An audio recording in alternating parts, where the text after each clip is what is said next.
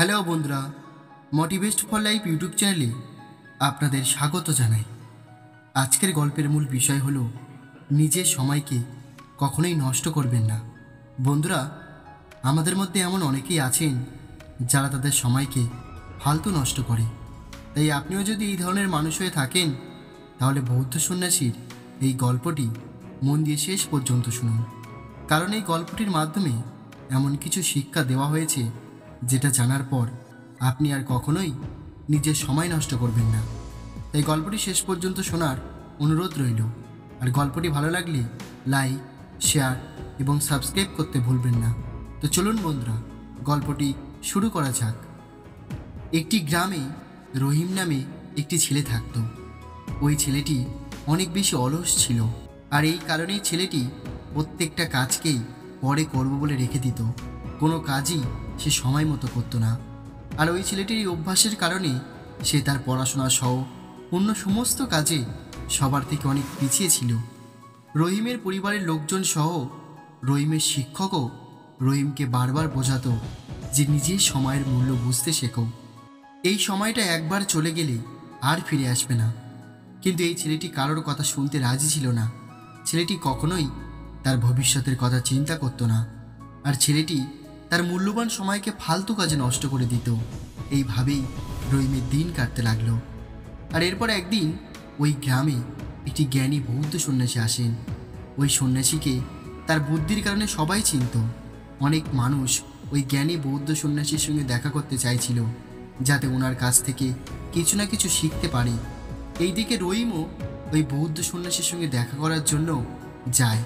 রহিম ভাবে হয়তো এই জ্ঞানী বৌদ্ধ সন্ন্যাসী তাকে এমন কোনো উপায় বলবে যেটা পালন করে সে সবার থেকে অনেক বেশি এগিয়ে যেতে পারবে।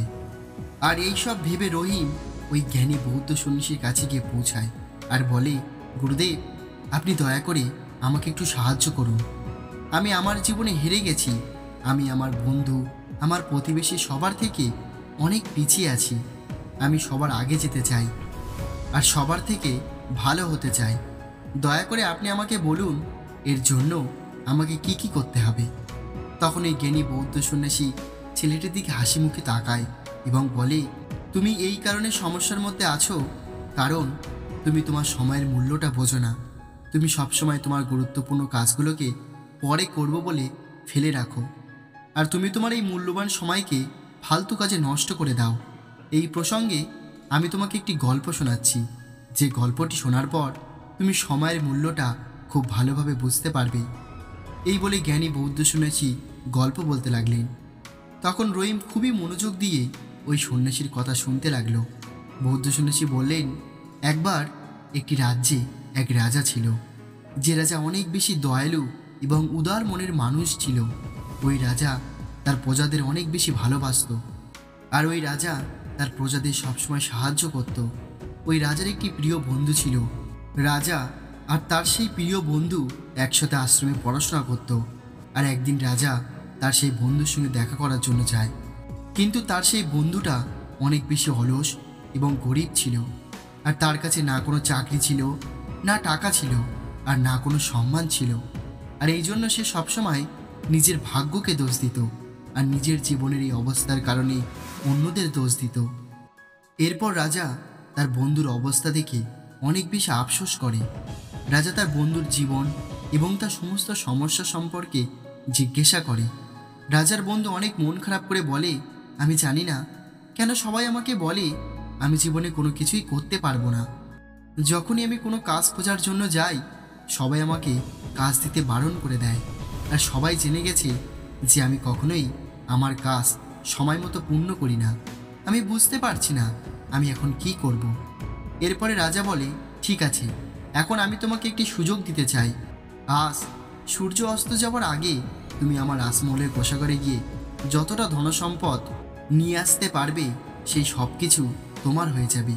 কিন্তু মনে রেখো, তোমাকে এই সব কিছু সূর্য অস্ত যাওয়ার আগেই করতে হবে। এরপর এই বন্ধুটি রাজাকে অনেক ধন্যবাদ দেয়, আর সেখান থেকে খুশি খুশি নিজের বাড়ি ফিরে আসে। বাড়ি ফিরে এসে নিজের স্ত্রীকে সমস্ত কথা খুলে বলে। এই কথা শুনে ওই লোকটির স্ত্রীও অনেক বেশি খুশি হয়ে যায়। আর এই লোকটির স্ত্রী বলে, তুমি তাড়াতাড়ি খেয়ে দ্রুত যাও, রাজা রাজকোষাগারে। এরপরে বন্ধুটা বলে, আমি এখন খেয়ে বিশ্রাম নিয়ে তারপর যাব। এরপর সেই লোকটি ধীরে ধীরে খাবার খায় আর ভাবে রাজমহল থেকে ধনসম্পদ নিয়ে আসার জন্য তার কাছে এখনো অনেক সময় আছে। আর এই কারণে খাবার শেষে সে একটু ঘুমিয়ে নেয়। আর সে ঘুমানোর আগে মনে মনে বলে, আমি কিছুক্ষণের জন্য ঘুমিয়ে নিই, একটু পরে আমি ধনসম্পদ নেবার জন্য যাব। এরপর সে তার বিছানাতে ঘুমিয়ে পড়ে। সে ভাবে অল্প কিছু সময়ের জন্য সে ঘুমিয়ে থাকবে আর তারপর উঠে পড়বে। কিন্তু সে 3 ঘন্টা পর্যন্ত ঘুমিয়ে থাকে। আর যখন তার চোখ খোলে তখন দুপুর হয়ে গেছে।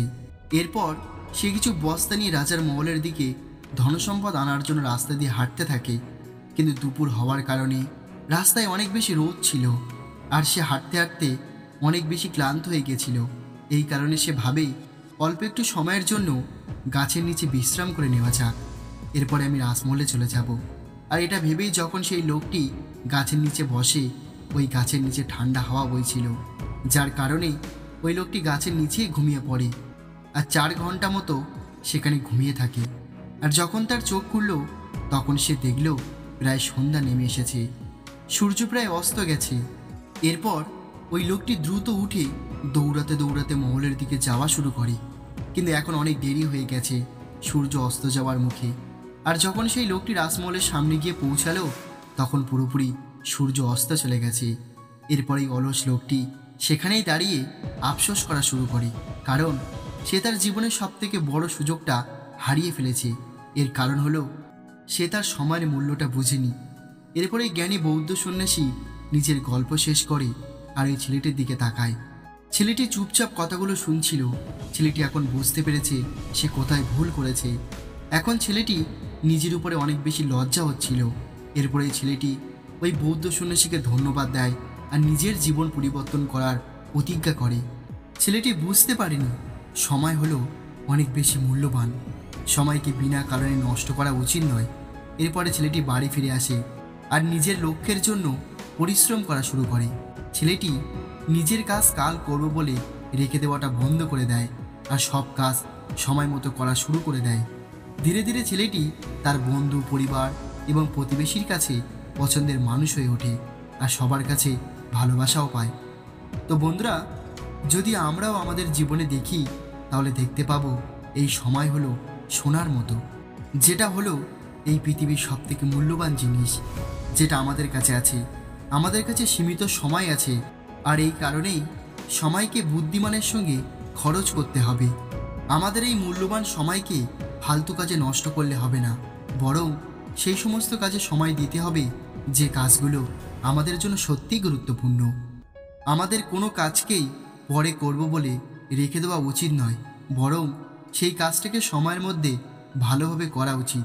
কথাই আছে, যদি আপনি আপনার সময়কে গুরুত্ব দেন তাহলে সময় আপনাকে গুরুত্ব দেবে, কিন্তু যদি আপনি আপনার এই সময়কে নষ্ট করেন তাহলে এই সময় আপনার জীবনকে নষ্ট করে দেবে।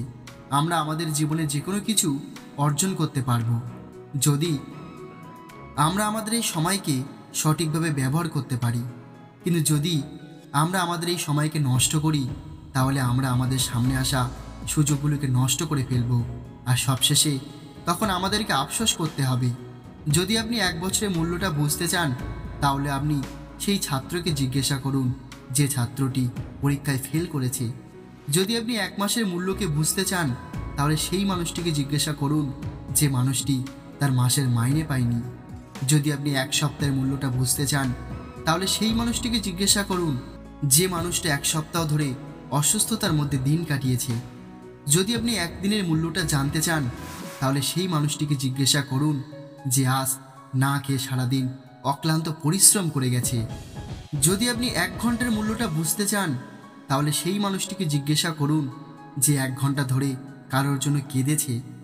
যদি আপনি 1 মিনিটের মূল্য বুঝতে চান তাহলে সেই মানুষটাকে জিজ্ঞাসা করুন যে 1 মিনিটের জন্য দৌড় প্রতিযোগিতায় হেরে গেছে।